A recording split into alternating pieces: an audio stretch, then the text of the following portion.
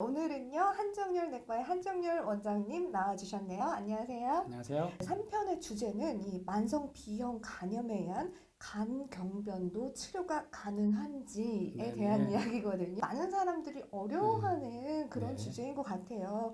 일단 네. 만성 B형 간염에 의한 간경변도, 지금 발음도 안 되는데 간경변도 치료가 가능한가요? 우선 결론부터 말씀드리면 모두 다는 아니지만 네. 가능합니다. 간경변 발음 잘 안 된다 하셨는데요. 네, 예전에는 간경화라 그랬어요. 맞아요. 지금은 이제 그런데 간경변으로 더 많이 부릅니다. B형 간염은 B형 간염 바이러스에 의한 간의 염증이잖아요. 간염이니까 염증이 되면 났을 때는 우리가 그 자리가 섬유화로 났습니다. 섬유화가 되면 간이 딱딱해지잖아요. 네. 섬유화가 많아진 간을 우리가 간경화라고 합니다. 간경변이라고 하죠. 간경변이 되었는데 치료하지 않으면 진행해서 복수도 차고 황달도 오고 또 피를 토할 수도 있죠. 이것을 이제 비대상성 간경변이라고 해요. 네. 그러니까 한 30년 전쯤에는 그런 환자들이 굉장히 많았었죠. 그리고 더 진행하게 되면 이제 또 간암도 올 수 있죠. 맞아요. 이러한 것이 B형 간염에 의한 질환의 진행입니다. 근데 이러한 질환의 진행에 있어서 항 바이러스가 개입을 하면 네. 이 질환의 진행을 멎게 할 수 있을 뿐만 아니라 오히려 회복시킵니다. 네. 그렇기 때문에 B형 간염에 의한 간경변도 더 좋아진다 이렇게 말씀드릴 수가 있습니다. 그렇다면요, 이 B형 간염 치료제인 이 항바이러스 누가 써야 되는 건가요? 네. 물론 이제 B형 간염 환자가 사용하게 되겠죠. 네. 우리가 이제 혈압을 예를 들면 혈압은 120에 80까지 정상, 140에 90부터서 치료하죠. 네네. 그 중간이 고혈압 전 단계라는 말을 쓰거든요. 고혈압 전 단계 있는 사람들은 약을 쓰지 않습니다. 네. 싱겁게 먹고 운동도 하고 체중 관리하고 이런 생활요법이 주가 되죠. 치료를 하는 시기가 있고 경과 관찰을 하는 시기가 있습니다. 네네. B형 간염도 마찬가지로 약을 쓰는 그 시기가 있거든요. B형 간염이 있다고 해서 다 치료 대상이 되는 것이 아닙니다. 여러 가지 검사 등을 통해서 바이러스에 의한 간 손상이 있을 때 그때가 바로 항 바이러스를 투약하는 시기가 되겠습니다. 그런데 일반적으로 이제 간염은 그렇다 치고 간 경변이 있으면 질환이 좀 진행된 분들이잖아요. 네. 질환이 이미 진행된 분들에 있어서는 바이러스에 의한 간 손상을 대개 보는 것이 간 기능 검사거든요.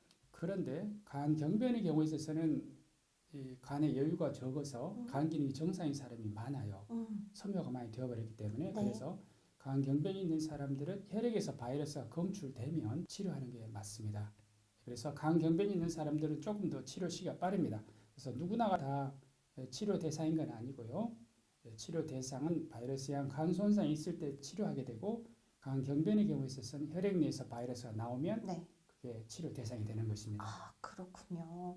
자, 그렇다면 B형 간염 치료제 항바이러스제를 사용하면 간 경변도 그럼 좋아지겠네요? 그렇죠. 네. 오늘 제가 말씀드리고 싶은 제일 중요한 내용이죠. 네. 예를 들어서 환자가 결핵이 있다 그러면은 우리 결핵약 먹잖아요. 결핵약 먹으면 결핵이 낫죠. 폐렴이 있다 그러면은 항생제를 사용을 해서 그 균을 없애면 폐렴이 낫죠. 네. 마찬가지입니다. B형 간염도 B형 간염 바이러스를 없애면 B형 간염이 낫을 텐데 현재 의학은 B형 간염 바이러스를 완전히 없앨 수가 없습니다. 네. 대신에 증식을 억제할 수가 있습니다. 같은 효과라고 보시면 됩니다. 그래서 바이러스의 증식을 없애서 혈액 내에서 B형 간염 바이러스가 없어지는 상태가 되면 질환의 진행을 막을 수가 있습니다. 그러니까 완치는 안 된다 하더라도 네. 거의 완벽하게 B형 간염 바이러스 증식을 억제할 수 있는 약들이 나와 있기 때문에 그 약들을 사용을 하게 되면 간 경변이 있다 하더라도 좋아지게 되는데요. 삼상 연구라고 하는 것은 약제의 유효성과 안전성을 평가하는 중요한 임상 연구인데요. 네. 비리어드 연구를 할 때는 간을 조직 검사를 했습니다. 간을 평가하는 가장 좋은 방법은 조직 검사인데 일반적으로 치료할 때는 조직 검사를 하지 않고 대개 치료를 하게 되죠. 그러나 약의 효과와 안전성 확실히 보기 위해서 한 연구이기 때문에 네. 조직 검사를 했어요. 그래서 한 360명 되는 분들을 치료 시작하기 전에 조직 검사를 하고요. 1년 후에, 5년 후에 이렇게 3차례나 조직 검사를 해서 조직 검사 결과를 이렇게 비교해 보았죠. 네. 그런데 5년째 조직 검사를 치료 시작 시점하고 이렇게 비교를 해보니까 조직검사상에 호전이 된 사람이 무려 96%였습니다. 거의 대부분이 네. 조직학적 개선이 온다는 뜻이 있잖아요. 놀라운데요. 조직학적 개선이라는 것은 간 내 염증이 없어지고요, 괴사가 없어지고, 그리고 섬유화가 진행되지 않거나 오히려 개선되는 것을 말합니다. 그런 상태에 도달한 사람이 96명이고요. 그 환자분들 중에서 간 경변이 있는 사람만을 따로 또 분석을 해봤는데요. 이분들이 치료 5년째 간 경변이 있던 4사람 중에서 3사람은 더 이상 간 경화가 아니었습니다. 간 경변이.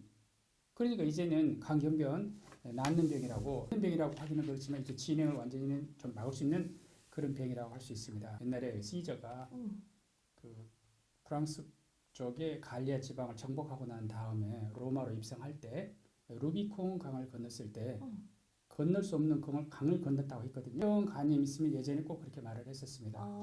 건널 수 없는 강을 건너버렸다 네. 했는데 이제는 그러지 않습니다. 이제는 절망적이지 않다는 전혀 뜻이죠. 그렇죠. 말씀드린 것처럼 약을 잘 먹고 네. 혈액 내에서 바이러스 없으면 5년 후에는 4명 중에 3사람은 노모시로시스, 네. 더 이상 간경변이 아니라는 뜻입니다. 그래서 굉장히 그 희망적인 그 메시지를 던져주는 그런 연구가 있었기 때문에 네. 항바이러스를 필요한 시기에 적극적으로 사용하는 것이 필요합니다. 네, 알겠습니다. 자, 그러면요, 현재 사용하는 약제는 뭔지도 궁금해요.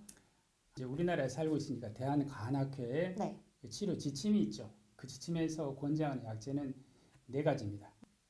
바라쿠르드, 네. 비리에드, 베물리디, 베지봉입니다. 네. 이러한 약제들은요, 굉장히 강력합니다. 또 치료 도중에 내성이 생겨버리면 없애버리잖아요. 그런데 이 약제 내성 돌연변이가 생기지 않습니다. 와.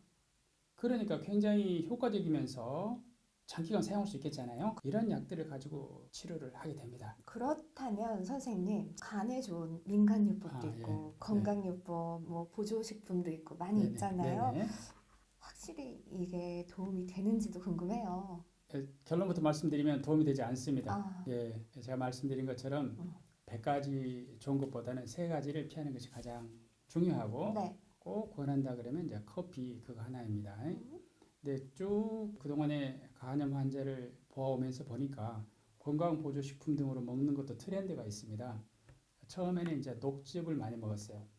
인진쑥, 헛개나무, 맞아요. 맞죠? 그다음에 이제 돌미나리, 붕어즙, 구운배기도 먹었어요. 다슬기도 먹고 강황도 먹고 있는 그 건강보조식품이 참 많은데요. 어느 것 하나도 B형 간염 바이러스 증식을 억제하는데 전혀 도움이 되지 않습니다. 그러므로 이러한 그 건강보조식품, 이런 민간요법들은 하지 않아야 되겠습니다. 예전에 우리가 정말 못 살았을 때는 단백질 공급이 필요했었죠. 단백질 보충요법으로서 당시에는 이제 곰뱅이랄지 붕어즙이랄지 이런 걸 사용했겠는데요. 전혀 바이러스 증식에는 영향을 주지 않습니다. 네, 알겠습니다. 다음 편에서는요, 좀 재밌는 이야기예요. 네. 내 뼈에 바람이 났다고? 이러한 주제를 가지고 여러분께 네. 찾아올 텐데요. 오늘의 영상도 즐거우셨다면요, 구독, 좋아요. 네, 많이 눌러주시고 궁금한 내용 있으시면 댓글에 남겨주시길 바랄게요. 저희는 여기서 인사드리겠습니다. 고맙습니다.